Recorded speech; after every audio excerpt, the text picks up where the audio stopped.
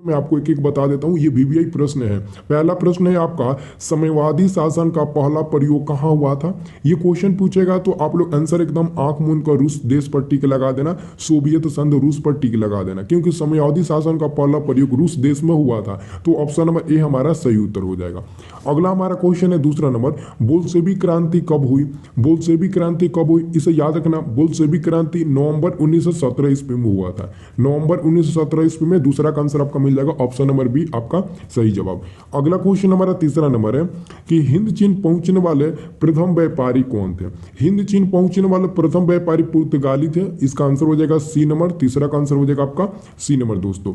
अगला क्वेश्चन है, औद्योगिक क्रांति की शुरुआत कहां से हुई थी। औद्योगिक क्रांति की शुरुआत सबसे पहले इंग्लैंड देश से हुई थी। ऑप्शन नंबर हमारा चौथा का बी नंबर सही उत्तर मिल जाएगा। दोस्तों अगर आप लोग चाहते हो कि सर जी सभी सब्जेक्ट का वीवीआई ऑब्जेक्टिव बता दीजिए, केवल वीवीआई परीक्षा में लड़ने वाला, तो मैं आप लोगों को जरूर बता दूंगा। तो कमेंट बॉक्स में जरूर बताना और सब लोग चैनल को सब्सक्राइब कर लीजिए, क्योंकि आपको मैं सिर्फ वीवीआई बताऊंगा एग्जाम में जो 100% लड़ जाए, ठीक है ना। तो सब कोई चैनल को सब्सक्राइब करके रखिएगा। अगला हमारा क्वेश्चन है, गिरमिटिया किससे कहते हैं। गिरमिटिया किससे कहते हैं, तो गिरमिटिया मजदूर मतलब तो अबंधित मजदूर को गिरमिटिया मजदूर के नाम से भी जाना जाता है। और अबंधुक मजदूर किसे कहते हैं, एग्जाम में 2 नंबर के लिए भी क्वेश्चन पूछा जा चुका है। अगला क्वेश्चन है आपका, विश्वव्यापी आर्थिक संकट किस देश में आरंभ हुआ। तो ये आरंभ हुआ अमेरिका देश में। इसकी शुरुआत 1829 ईस्वी में हुई थी। सबसे ज्यादा प्रभाव दोस्तों आर्थिक संकट का ना इसी देश अमेरिका पर पड़ा था, ठीक है, याद रखना। अगला क्वेश्चन है, गुटेनबर्ग का जन्म किस देश में हुआ था। गुटेनबर्ग का जन्म जर्मनी देश में हुआ था। किस देश में हुआ था, जर्मनी देश में हुआ था। आंसर आपका डी नंबर सही जवाब होगा। अगला आपका क्वेश्चन है 8 नंबर, फूट डालो और राज करो की नीति किसने अपनाई। फूट डालो राज करो की नीति अंग्रेजों ने अपनाई थी, क्योंकि अंग्रेज के समय में अंग्रेज कहते थे कि भारतीय या फिर किसी को जिसको वो गुलाम बनाना चाहते थे ना, उसको डायरेक्ट कह देते थे कि मार डालो और गुलाम बनाकर वहां पर राज करो, ठीक है ना। तो ये उन लोगों का नीति था, फूट डालो और राज करो। अगला प्रश्न है 9 नंबर, भारतीय राष्ट्रीय कांग्रेस के प्रथम अध्यक्ष कौन थे। तो भारतीय राष्ट्रीय कांग्रेस के प्रथम अध्यक्ष थे भूमेश चंद्र बनर्जी। ऑप्शन नंबर हमारा बी नंबर बिल्कुल सही जवाब हो जाएगा। अगला क्वेश्चन है आपका 10 नंबर, सिपाही विद्रोह कब हुआ था। सिपाही विद्रोह कब हुआ था। सिपाही विद्रोह 1857 ईस्वी में हुआ था। ऑप्शन नंबर बी हो जाएगा 10 का, ओके, इसे याद रखना। अगला क्वेश्चन है, वियना कांग्रेस कब हुआ था। वियना कांग्रेस 1815 ईस्वी में हुआ था। वियना कांग्रेस या फिर वियना सम्मेलन कहिए, दोनों का मतलब एक है। तो यहाँ पर हमारा ऑप्शन नंबर ए हो जाएगा। 12 नंबर प्रश्न है कि किस देश में बहुदलीय व्यवस्था नहीं है। वो है देश आपका ब्रिटेन, क्योंकि ब्रिटेन देश में बहुदलीय व्यवस्था नहीं है, इसलिए आंसर आपका हो जाएगा डी नंबर। दोस्तों अगर डेली आप लोग लाइव क्लास करना चाहते हो फ्री में एकदम लाइव क्लास यूट्यूब पर, और कब बजे क्लास होता है, कितने बजे नहीं होता है, कैसे पीडीएफ प्राप्त करते हैं, सब कुछ हमारे व्हाट्सएप ग्रुप में मिल जाएगा। तो व्हाट्सएप ग्रुप वीडियो के डिस्क्रिप्शन में आप व्हाट्सएप ग्रुप जरूर ज्वाइन कर लीजिए, ठीक है ना। डिस्क्रिप्शन में लिंक है, आप उस पर क्लिक करिए, व्हाट्सएप ग्रुप ज्वाइन कर लीजिए, ओके। अगला क्वेश्चन है, लोकसभा में निर्वाचन हेतु कुल सीटों की संख्या। तो लोकसभा में निर्वाचन हेतु कुल सीटों की संख्या 543 है। कितना है, तो 543। ऑप्शन नंबर सी हो जाएगा।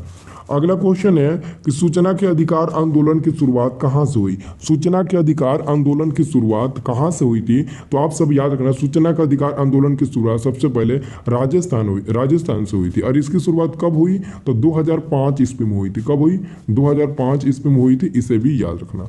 अगला क्वेश्चन है, भारत में लोकतंत्र की सफलता में क्या बाधा है। तो हमारा भारत देश में लोकतंत्र की सफलता में सबसे ज्यादा बाधा है, तो ऑप्शन नंबर डी सभी है। क्योंकि भारत में लोकतंत्र में अशिक्षा, गरीबी, बेरोजगारी, क्योंकि लोग अशिक्षा यानी कि लोग पढ़े लिखे नहीं होते हैं ना, तभी वो किसी को भी वोट दे देते हैं। और गरीबी के कारण कोई पैसा दे देता है तभी लोग उनको वोट दे देते हैं। और बेरोजगारी के समय कोई रोजगार दे देता है तभी उनको वोट दे देते हैं। मतलब कि एक तरफ से ABC तीनों ये हमारा लोकतंत्र की सफलता में बाधा डालता है, ठीक है ना। आंसर डी नंबर होगा। अगला क्वेश्चन है, गठबंधन की सरकार बनाने के लिए किस प्रकार की दलीय व्यवस्था की जरूरत पड़ती है। तो हमें पड़ती है बहुदलीय व्यवस्था की जरूरत पड़ती है। आंसर सी नंबर सही जवाब होगा।